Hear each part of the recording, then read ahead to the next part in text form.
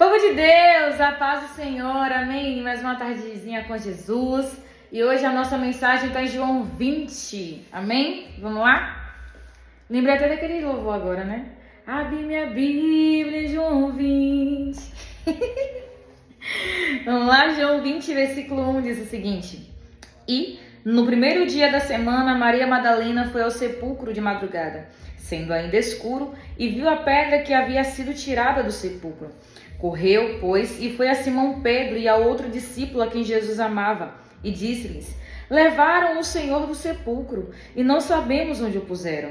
Então Pedro saiu com outro discípulo e foram ao sepulcro. Irmãos, que coisa maravilhosa de fato é João 20. Por quê? A gente agora vai ver, né, o nosso Jesus ressurreto.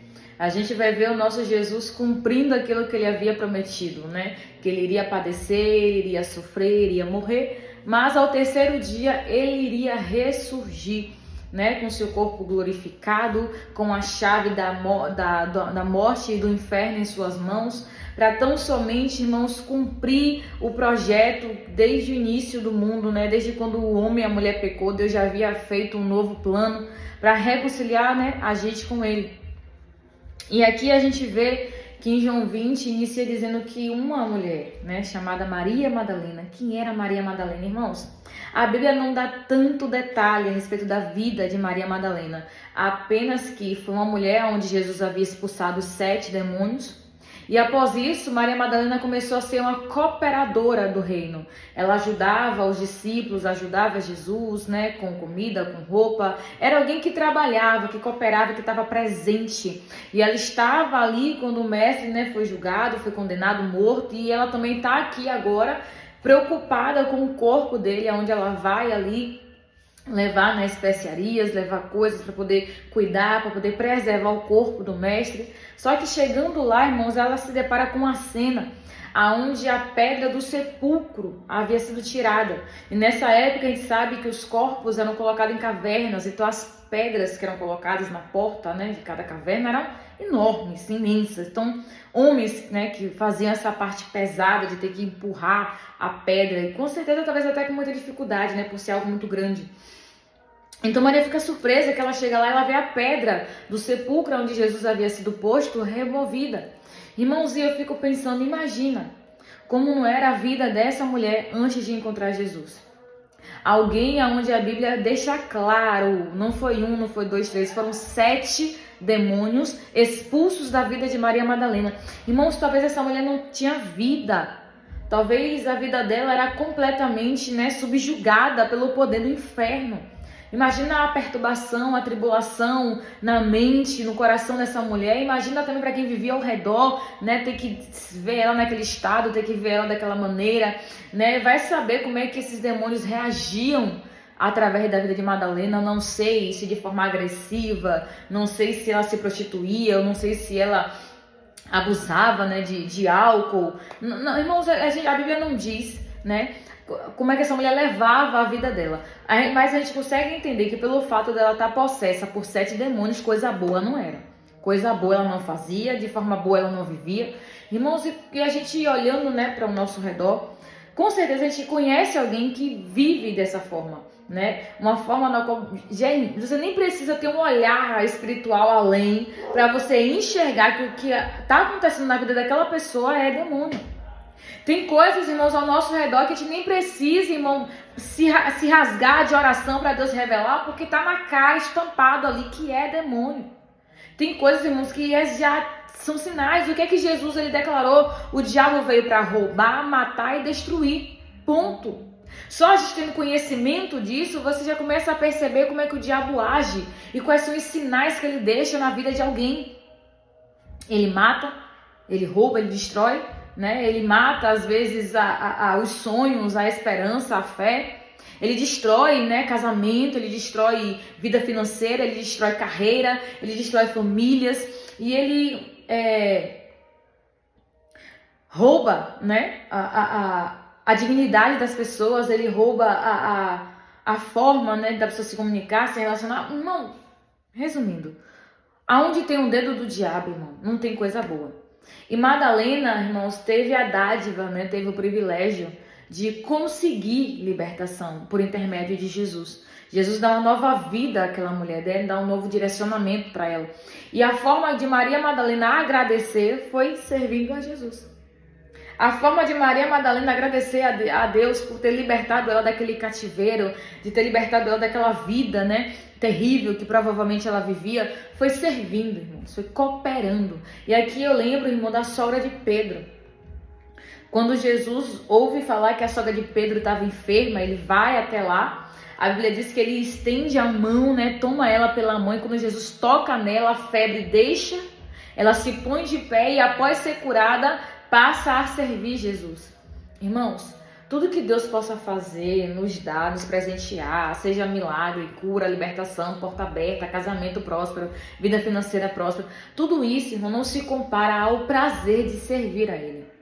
Não se compara à alegria de estar na presença do Senhor. Irmãos, até porque tudo que Deus faz é tão somente para nos atrair para perto dele. Todas as bênçãos que Deus nos dá, me dá, te dá, tudo que ele faz, irmão, é para que a gente possa estar perto dele, se apegar a ele. Porque muita gente, irmãos, infelizmente, busca a Deus quando precisa, né? Vai para a igreja quando quer alguma coisa, ora a Deus quando precisa, e quando recebe o que quer, vira as costas. Quando recebe o que quer, abre mão de Jesus. Irmãos, e não é esse o interesse dele. O interesse dele é tão somente, né, nos ter mais perto. Porque se a gente fosse um pouquinho inteligente, a gente não simplesmente receberia o que a gente quer e ia embora. A gente se agarrava ao dono, à fonte da bênção. O próprio Pedro, ele experimentou isso na pele. Quando Jesus, ele, né, faz Pedro viver uma pesca maravilhosa, onde Pedro passou a noite toda pescando e não conseguiu nada.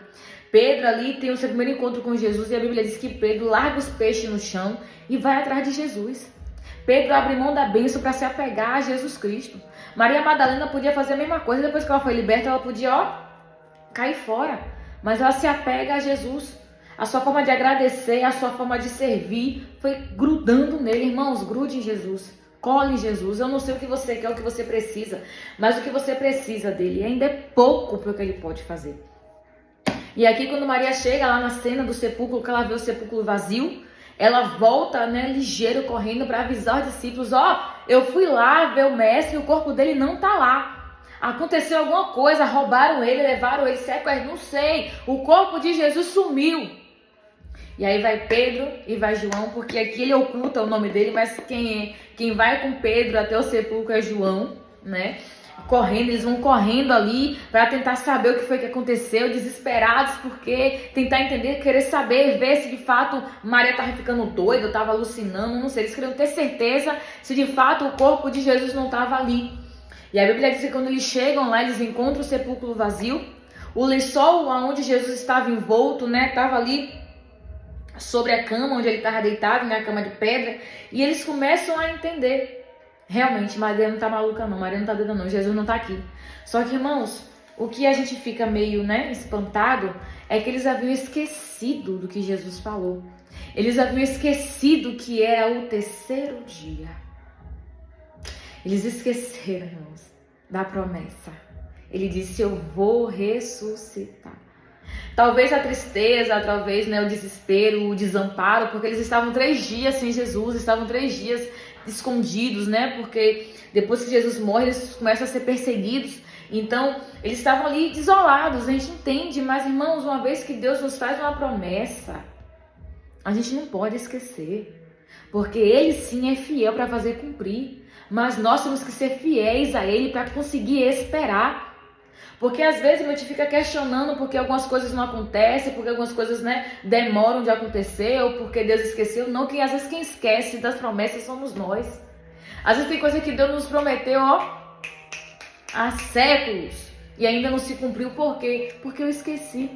E uma vez que eu esqueço, eu deixo de ter fé, eu deixo de acreditar, eu deixo de buscar por essa promessa e ela não se cumpre. Não é porque Deus falhou, não é porque Deus mentiu, não é porque eu deixei de mão a promessa. Porque eu não tive ânimo para esperar. E no tempo de espera eu deixei cair no esquecimento. Irmãos, não. Deus é fiel. Ele disse, Jeremias, o que vês, Jeremias? Eu vejo uma vara de amendoeira, viste bem, porque eu velo, eu zelo, eu vigio sobre a minha palavra para que ela possa se cumprir. Irmãos, todas as promessas que Deus nos faz é fiel. É verdadeira, é digna de confiança. Eu não sei o que Deus lhe prometeu, o que você deixou, mas olhe, traz a memória. Jeremias disse, eu trago à memória o que me dá esperança. Irmãos, hoje é tarde de você ativar a sua memória com as promessas que Deus lhe fez, porque Deus tem poder para realizar, Deus tem poder para cumprir. Mas para isso eu preciso lembrar, porque aqui, Maria Madalena, João, Pedro, todo mundo esqueceu que era o terceiro dia, mas ele não esqueceu. Ainda que os discípulos não lembraram da promessa, mas Jesus lembrou e cumpriu. Ao terceiro dia eu vou ressuscitar. Irmãos, eu não sei há quanto tempo lhe foi prometido algo, mas se veio da boca de Deus, vai acontecer. Ativa a memória, ativa a fé, volta a orar, volta a buscar e você vai ver o que ele lhe prometeu se cumprindo. Amém? Deixa eu orar por você. Pai, obrigada, meu Deus, por essa palavra, obrigada por essa direção. Senhor, eu te peço nessa tarde, Senhor, ativa a nossa memória. Pai, todas as promessas que o Senhor já nos fez, tudo que o Senhor já nos disse que faria, Pai, que infelizmente deixamos cair no esquecimento. Oh Deus, traz a memória. Nos faz lembrar nesse exato momento, Senhor, para que a gente possa voltar a orar, voltar a buscar pela nossa promessa. Para quê?